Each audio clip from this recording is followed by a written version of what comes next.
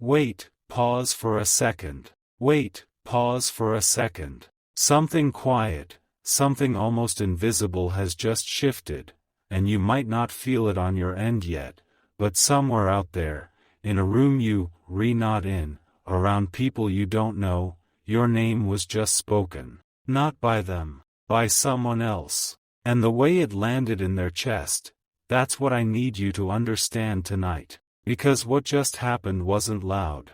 It wasn't dramatic. It was the kind of moment that slips past most people, but for them, it didn't slip past. It stayed, and it's still staying, even now, hours later, while they trying to act like nothing happened. If this message speaks to your heart, comment, "I receive this love," like the video, and subscribe for more. Let me take you into that night for a second, because the setting matters. It was nothing special. That's the part you have to sit with first. It wasn't a reunion or a celebration or some emotionally charged event. It was just a regular night out. A few friends, maybe more than a few, the kind of gathering where people drift in and out of conversations and nobody's really paying attention to anyone in particular. Music playing in the background, low enough to talk over but loud enough to fill the silences.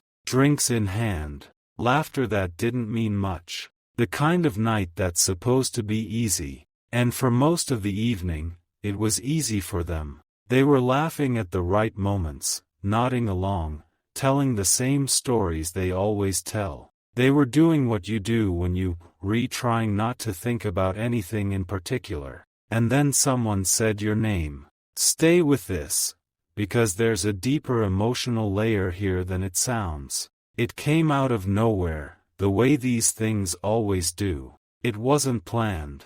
The person who said it wasn't even trying to start anything. They just mentioned you in passing, the way people do when they catching up, when they filling in gaps, when they recounting some story that happened to involve you. And then they said something else. Something honest. Something a little too honest, actually. Something they probably didn't realize would land the way it did. Because the person who said it doesn't know what your person knows. Doesn't know the history. Doesn't know what was said and unsaid between you two. They were just telling the truth as they saw it. A simple observation about you, about who you are, about something you done or something you been through or something you handled with a kind of quiet grace that they noticed. And that's the part that broke something open. Because hearing it from someone else, that's different.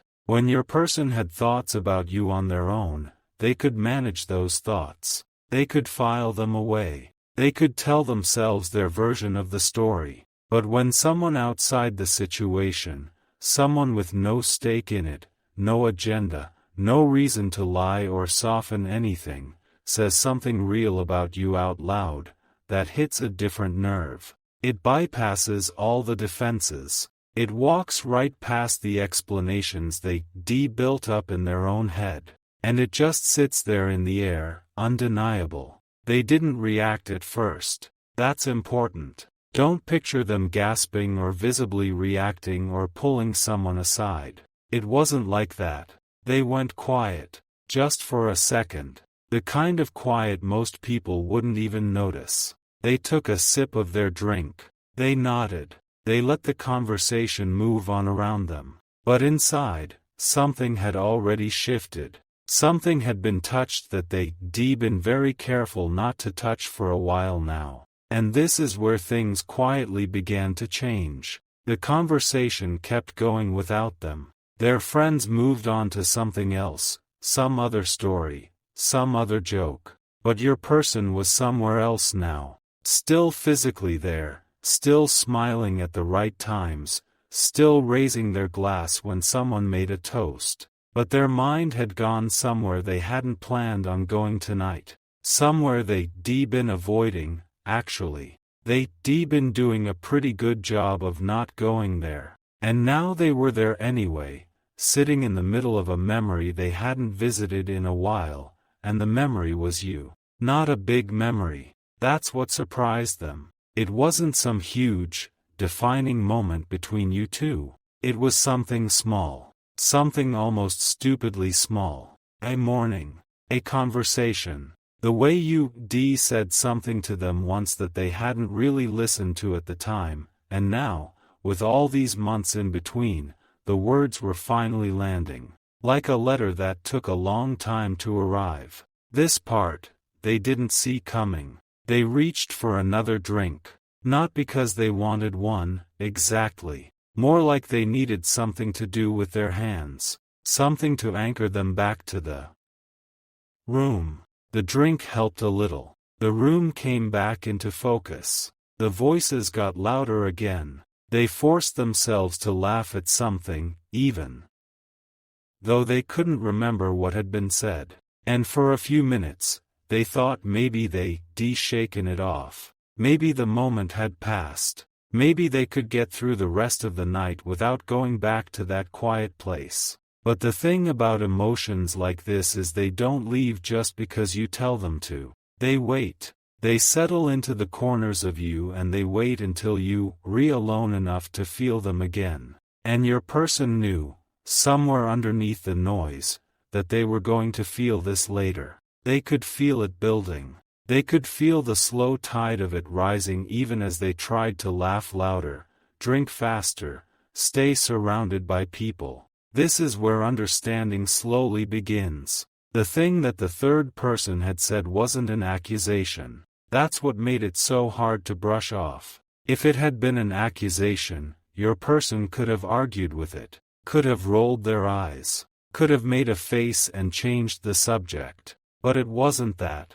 It was almost a compliment, almost an offhand observation. The kind of thing you say about someone when you're not trying to make a point, just describing them honestly. And in that honesty, it exposed something your person had been quietly trying not to admit. The truth was, they'd been telling themselves a story. We all do this. When something doesn't work out the way we wanted, when someone walks away or we walk away from someone, we build a little story about it. We assign roles. We decide who was right, who was wrong, who needed too much, who didn't give enough. And we live inside that story because the story is easier than the truth. Your person had a story like that about you. They'd been living in it for a while. It had certain shapes, certain conclusions, certain reasons why things had gone the way they had. And tonight,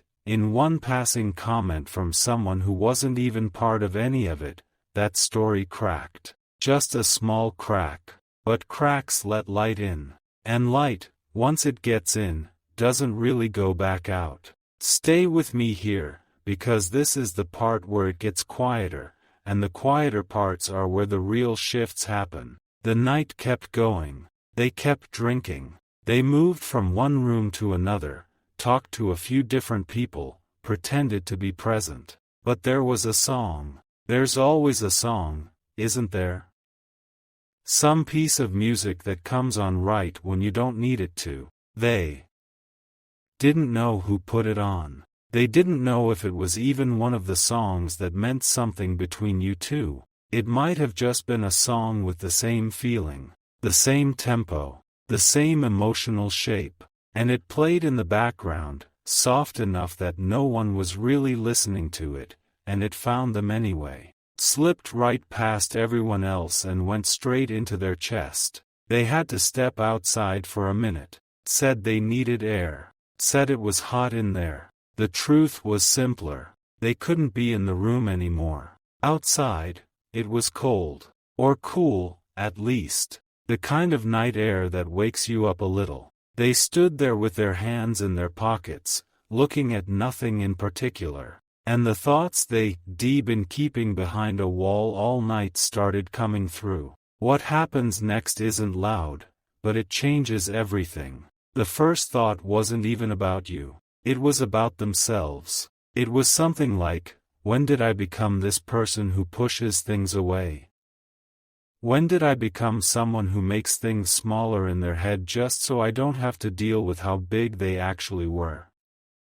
They didn't have an answer. They just stood there with the question. Then the thoughts about you started. And they weren't dramatic. They weren't romantic in the movie sense. They were specific. They remembered the way you handled something difficult. Something they brushed off at the time, but now, looking back, they realized had taken a kind of strength they hadn't given you credit for. They remembered a conversation where you been honest with them in a way nobody else had been, and they hadn't appreciated it then. They been defensive. They taken it as criticism. But now they were standing in the cold, and they were realizing that what you said to them that day had been one of the most generous things anyone had ever offered them. And they thrown it back in your face. Maybe I let go too quickly. The thought didn't come all at once. It came in pieces. A small piece while they were lighting up.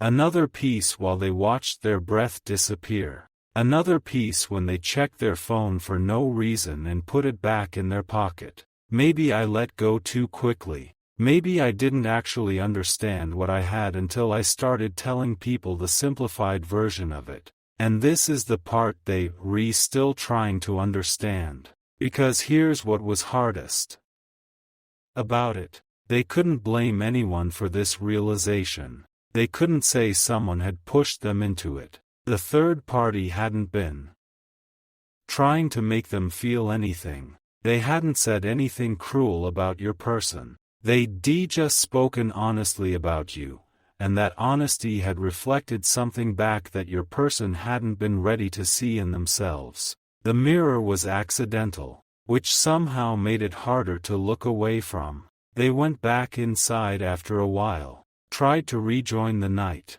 but it wasn't the same anymore. Everything felt slightly off, the way a room feels different after you heard bad news in it, even if no one else knows. They drank a little more than they meant to. Not in a destructive way, just in the way people do when they trying to soften something. The conversation sounded farther away. People were laughing about something and it sounded like it was happening on the other side of glass. If this resonates, let it settle in you. You don't need to do anything with it. Just feel it. Around 2 in the morning, they were home. I won't pretend I know exactly what their place looks like, but you can picture it however you want, because the details don't really matter. What matters is they were alone now. Really alone. The kind of alone where the apartment is too quiet and your own footsteps sound loud and you suddenly notice how the refrigerator hums. They sat down somewhere. The couch, maybe. The edge of the bed. And the night caught up with them. This is the breakdown part. But it's not the kind of breakdown people picture. It wasn't loud. It wasn't a scene. There was no sobbing into their hands. It was quieter than that. It was the kind of breakdown where you just sit there and realize you've been wrong about something for a long time, and the realization sits on your chest like something heavy that you can't lift off in one motion. They put their head in their hands. They stayed like that for a while. They didn't cry, exactly. Or maybe they did, a little. But it wasn't the point. The point was that everything they'd been holding back finally caught up to them in the silence. And in that silence, they started seeing things they missed. This is where the script of the last several weeks or months started rewriting itself. They'd been so sure of certain things. So sure that walking away, or pulling back, or letting things fade had been the right call. They built a list in their head. A list of reasons. A list of small grievances and miscommunications and moments where they felt unseen. And tonight, sitting in the quiet, that list started to look different. Not wrong, exactly. Just incomplete. They started seeing all the things they hadn't put on the list. The kindness you offered without keeping score. The patience. The moments where you given them something and asked nothing back. The way you made room for their bad days without ever using it against them later. None of that had made it onto the list. Because at the time, they'd taken it for granted. It had felt like a baseline. They hadn't realized it was a gift. Why does this still feel unfinished? That was the next thought. Not a question with a question mark. Just a flat sentence in their head. Why does this still feel unfinished? They told themselves it was finished. They performed finished. They moved through their days like someone who had moved on. But they hadn't moved on. They just moved away. There's a difference. And tonight, they were finally feeling the difference. The part that surprised them most was how clear everything looked from this angle. When you in something, it's hard to see it. Everything's blurry from too close. But at 2 in the morning, in the dark, with no one watching, things started looking very clear. They could see how they misread certain things. They could see how they taken your steadiness as distance, when really it had been you giving them room to be themselves. They could see how some of the silences they resented had actually been you being patient with them. They could see how the things they told themselves you were withholding had often been things they hadn't asked for in the first place. That last one hurt the most. Realizing they'd been disappointed by things they never communicated. Realizing they'd been holding you accountable to expectations you didn't know existed. Stay with this. Because there's something I want you to understand about why this happened tonight, of all nights. Here's what I think. And take this gently, however it lands for you. Sometimes a person can't hear the truth from inside the relationship. The walls are up. The defenses are loud. Everything sounds like an attack or a demand. And so the truth has to come from somewhere else. It has to come from a stranger, or a friend, or someone passing through who has no skin in the game. Because when it comes from outside, when it comes from someone who has nothing to gain or lose, the defenses don't activate. The truth just walks in. And once it's in, it does what it was always going to do. That's what happened to your person tonight. The truth about you finally got in. Not from you, from someone else. But it got in. And now they sitting with it. They sitting with the realization that they let go of something they hadn't fully understood. They sitting with the regret of having had it and not seen it clearly. They sitting with the strange, quiet ache of having been wrong about someone in a way that can't be fixed with a quick text or a casual apology.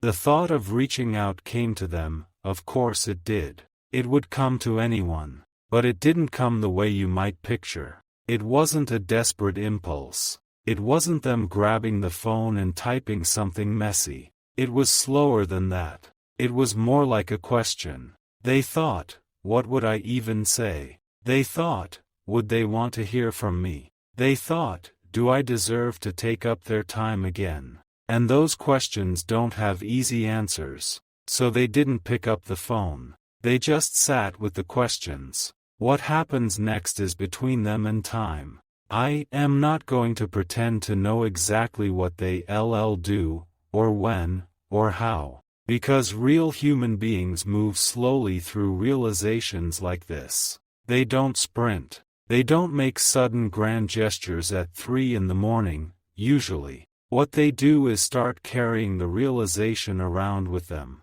They start letting it shape their next few days. They start noticing things differently. They start hesitating before saying certain things. They start softening in small, private ways that no one around them can quite name. That's where your person is right now. They at the very beginning of that softening. Why did hearing her name from someone else hit like that? That was one of the last clear thoughts they had before the night blurred out and they finally went to sleep, or tried to. It hit like that because the name belonged to someone they'd been trying not to think about. It hit like that because it forced them to hear themselves react to it. It hit like that because the way the third person spoke about you confirmed something they'd been quietly trying to deny, that you weren't replaceable. That what you brought into their life wasn't a generic thing they could find again. That the version of you they'd been carrying around in their head, the simplified version, the version that fit their story, was nothing like the real you. The real you was more. The real you had always been more. And now they had to live with the knowledge that they let something more walk away while they were still busy preferring less. If you felt this shift too, you already understand. There's an old line that comes to mind here, and I don't want to use it heavily because this isn't a sermon. But there's a verse that says love hopes all things, endures all things. And I think about that line because it suggests something most of us forget. Love isn't just the feeling. Love is also the willingness to keep being honest, even when honesty exposes us. Tonight, your person had to face something honest. And the honesty came from outside, but the response had to come from inside. They couldn't outrun it. So here's where I want to leave this with you. Because the night isn't a movie, and there's no neat ending to wrap it up with a bow. Real life doesn't work that way. Real shifts don't announce themselves. They just begin. And what's beginning in your person right now is real. It's the slow, quiet kind of beginning that doesn't announce itself for days or weeks. But it has begun. You don't have to do anything with this. You don't have to text anyone. You don't have to wait by your phone. You don't have to change your day tomorrow. Just know that something happened. Something landed in someone, somewhere, that they weren't ready for. And they carrying it now. They carry it through tomorrow morning, when they wake up with a slight headache and a heavier chest. They carry it through the conversations they have this week, where they catch themselves measuring everything they say against what they heard last night.